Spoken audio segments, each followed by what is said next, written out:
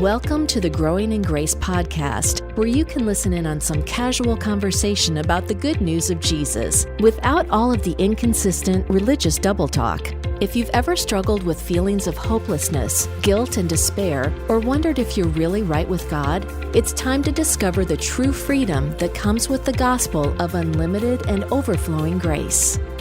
Okay, here we go. Growing in Grace, the podcast at growingingrace.org. We are 20 years and strong going here on the Growing in Grace podcast. Hard to believe sometimes still. It has been 20 years, but it's been great talking about the love of God, the gospel, His gospel that He provided freely for us, the good news that we can be justified by faith and by nothing that we do. My goodness, I mean, if it had to do, Cap, if this had to do with our works, I mean, could you do it? I mean, I know I couldn't do it. You probably, you might be able to, but I don't know anyone who would be able to do it if we needed to be justified by what we do. There's no way, because the standard, Jesus had said that you must be perfect as your Father in heaven is perfect. That's the standard that He gave the Jews who were under the law.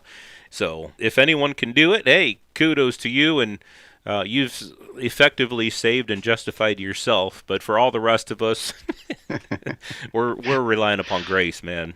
I think many years of my Christian life, I probably was trying to do enough. I didn't know how much that was going to be or how much was required, but I figured probably in the back of my mind, if I could do above the average, what is everybody else doing? If I could beat them out, then that should put me in the upper echelon of being accepted by God, right? Yeah, being graded on a curve, that type of even thing. Even though I would say all the right talking points, well, we're saved by grace through faith. Well, it's not by works, but then you go out there and you get sucked back in. Right.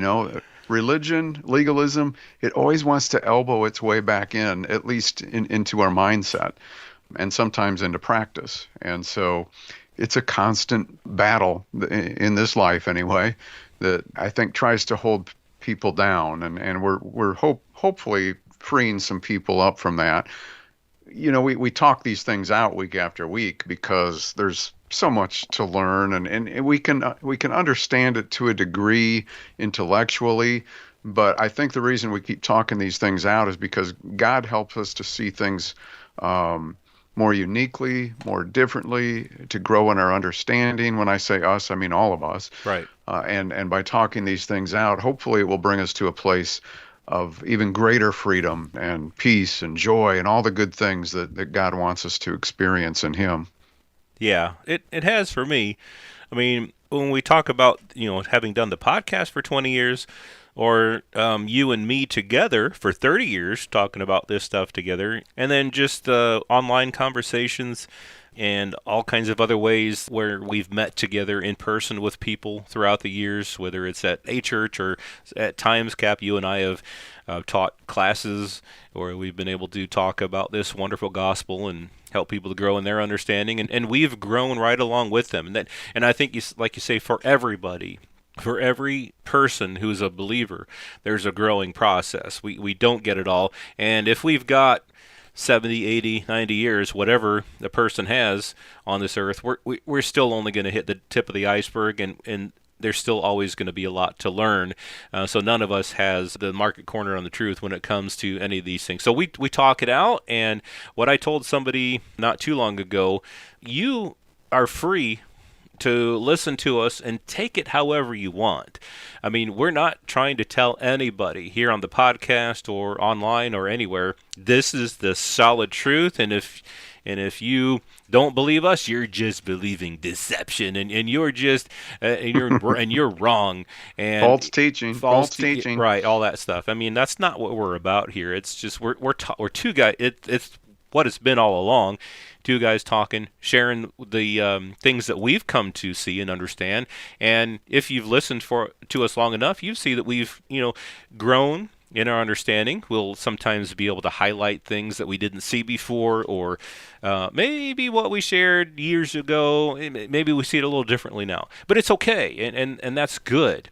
You got to be able to have your mind to be free enough to know that the Lord has got you, whether you understand it all perfectly or not, and none of us does understand it perfectly. I think it might have been the last program we did, Joel, that I made a comment that nobody has ever made faith perfect, or faith has never been perfected by what they do, including Abraham and Rahab. Yeah. Of course, that was a reference to James chapter 2. And I know that you brought out, off the air here, you brought out some things about Rahab that I thought were kind of interesting. And so maybe we can talk about this a little bit, because, James, again, as we've talked about before, we see the letter of James as, at best, a mixed covenant of works and law versus faith and grace. And some statements that were made were from that perspective of assuming that the law of Moses was still in effect. And one of the things that James said in chapter 2 is that, he talks about, let's see. And I will, while you're looking, I will say that last week we did talk a little bit more about that, about why we're not down on James and why it's still good for him to be in the Bible. So go back and listen to that, so we won't need to really explain all that stuff again. But yeah, it's hard to get it all in from week to week, right? Because, we're not really down on this. Because once you begin to see it, once you begin to see the letter of James in context, it validates the rest of the writings. I think some people think that we're suggesting it shouldn't be in the Bible. James wasn't saved. We're not saying any of that. And once you begin to see it, then it's a puzzle that fits beautifully into the New Testament pages. Mm-hmm. And so it's not really meant to be a criticism so much against James. It's just this law-based perspective that people like Paul were battling against. It kind of fits in because most Jews after the cross still believed they were in relationship with the law. And to me, it's hard for me to put myself in their shoes at that time, as you said last week, but I understand why they would think that. Without a revelation that Jesus became the end of the law, a supernatural revelation, you're going to assume that law that they held so near and dear and embraced so much because of the historical heritage and everything that they thought that came with it. Of course, you're going to think that. It was almost like the law was still the substance and Christ became the icing on the cake. The cake came first. Yeah. And then, Jesus became the icing or the frosting. But Paul explained that Christ is the substance. Right. Mm-hmm. Works might be the frosting or the icing on the cake, but they don't justify or they don't save. And so in verse 20 of chapter 2 of James, do you not know, O foolish man, that faith without works is dead? Now, was not Abraham our father justified by works when he offered Isaac his son on the altar? Do you see that faith was working together with his works, and by works faith was made perfect? And the scripture was fulfilled, which says Abraham believed God, and it was accounted to him for righteousness, and he was called the friend of God. You see then, verse 24, you see then that a man is justified by works and not by faith only. Likewise, was not Rahab the harlot also justified by works when she received the messengers and sent them out another way? So, Joel, I don't know if you want to start with Rahab, because that's what we talked about, but I covered quite a bit on Abraham there too. Yeah, and what's interesting, one thing I'll bring out first is that, so sometimes when we do talk about James and what you just said about him being mixed covenant at best, they'll bring up, he does quote Genesis 15:6, which says, Abraham believed God, and it was accounted to him for righteousness. Now, if James would have left it at that, we could see, okay, so he's saying that Abraham believed God, and it was accounted to him for righteousness. That's it. End of story. It was just simply by faith. But he adds all this other stuff to it. He says all this other stuff. He says, was not Abraham our father justified by works when he offered Isaac? And likewise, was not Rahab the harlot also justified by works when she received the messengers and set them out another way? What you were just reading here, all this stuff. And for as the body without the spirit is dead, so faith without works is dead. And of course, he had also said, you see then that a man is justified by works and not by faith only. So we have talked a lot about Abraham in the past, and how in Romans 4, Paul brings up Genesis 15:6. It says Abraham believed God, and it was accounted to him as righteousness. And we put a period there. Period. That's it. And Paul nails that to the wall right there, kind of like Luther did. I'm just kidding, but that's it. It's a person is justified by faith apart from works, just like Abraham. James adds to that, but we haven't really talked a whole lot about Rahab. Now, in the New Testament writings, Rahab is mentioned 3 times. Matthew 1:5, Salmon begat Boaz by Rahab, so it's one of the begat passages. It's one of the descendants. Hebrews 11:31. Now, in this whole chapter of Hebrews 11, the writer of Hebrews is talking about various things that people did by faith and things that happened by faith. And when we get to verse 30 of Hebrews 11, by faith, the walls of Jericho fell down after they were encircled for 7 days. By faith, the harlot Rahab did not perish with those who did not believe when she had received the spies with peace. Now, so people will say, see, that goes right along with James. Her works were justifying her. But that's just not true. What happened here with Rahab, it says she did not perish with those who did not believe when she had received the spies with peace. She wasn't justified when anything happened.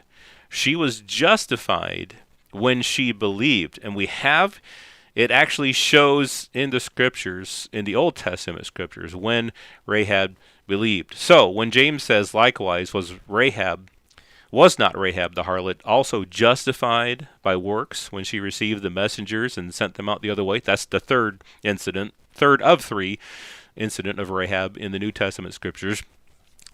We would say no, she was not justified by works when she received the messengers and sent them out the other way. When was Rahab justified?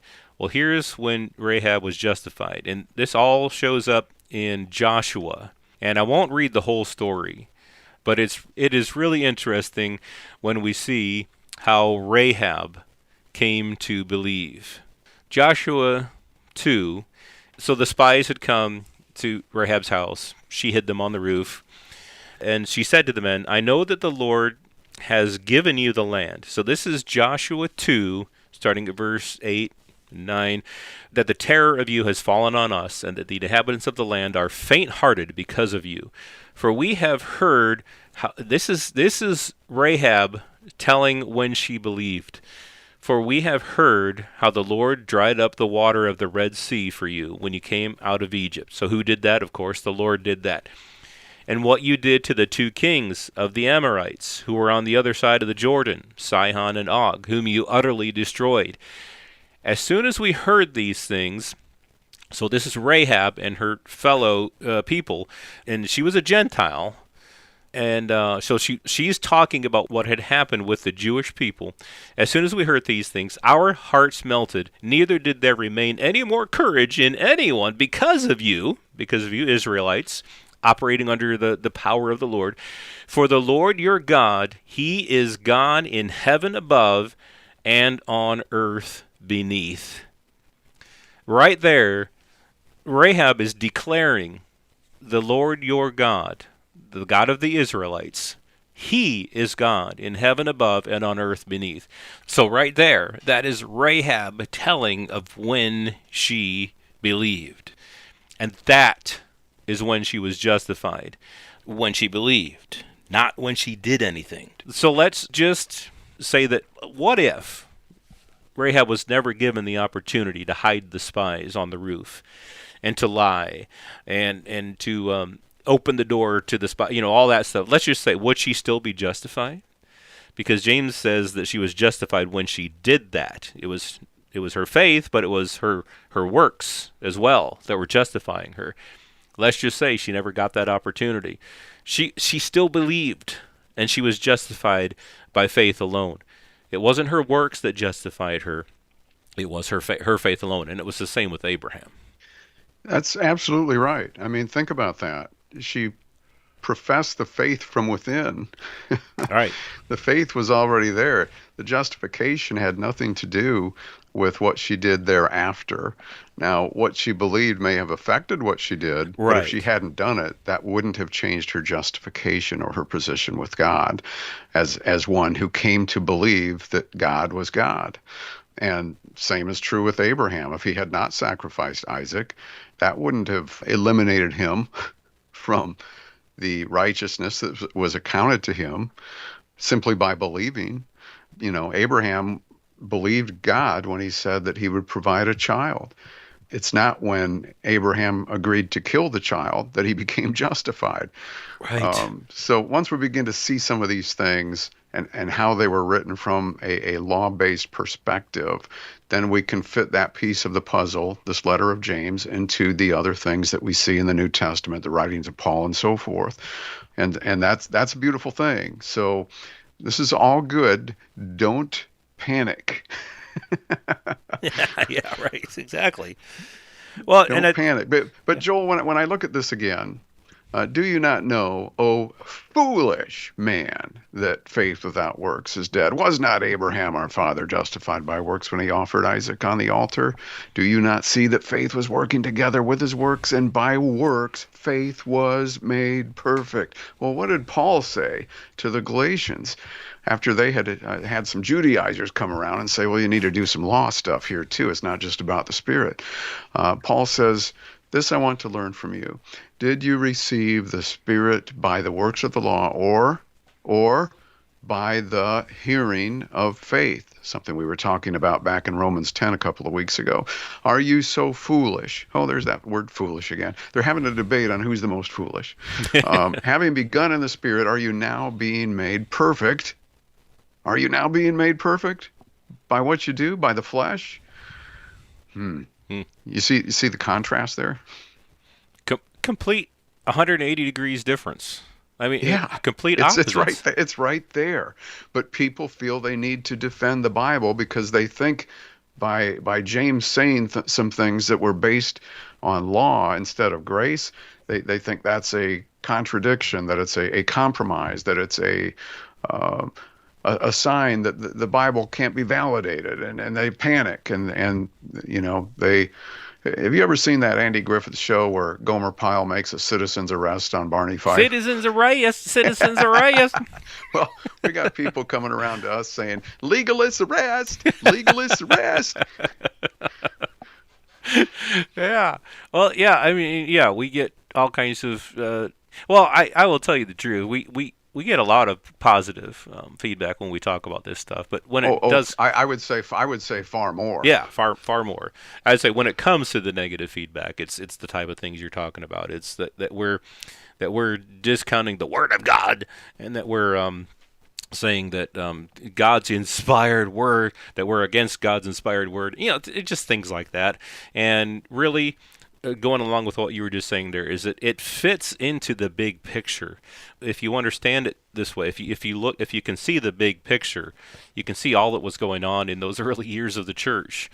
And as we've been talking about this week and last week, there was a growing process, and so if somebody had a law mindset like James, like Peter had, then that's what would come out of them. They would show that their law mindset is what they believed would also justify a person. You know, like we talked about, Peter wouldn't go to the Gentiles. He didn't think he could. But when it comes to works, when Paul received the revelation of the gospel directly from God, it was by grace, through faith, apart from works, period. Nothing, no works added. No works had nothing to do with justifying anybody in front of God or in front of people.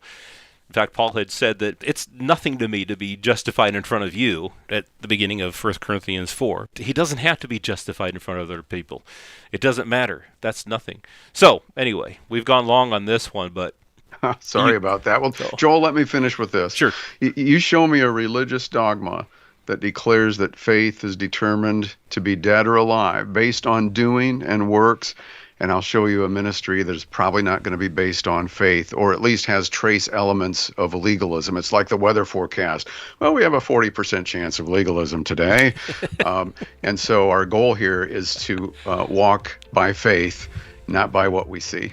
Yes, indeed, and to know that we're justified and accepted by God, not by what we do, but by faith alone. We've been talking about how these apostles, even the ones who walked closely with Jesus, such as Peter, they said and did things that went contrary to the gospel in those early years. They had their own growing period, their own time of growth, and they're no different than us today. So we'll talk about how at least one time Peter said God accepts those who work righteousness.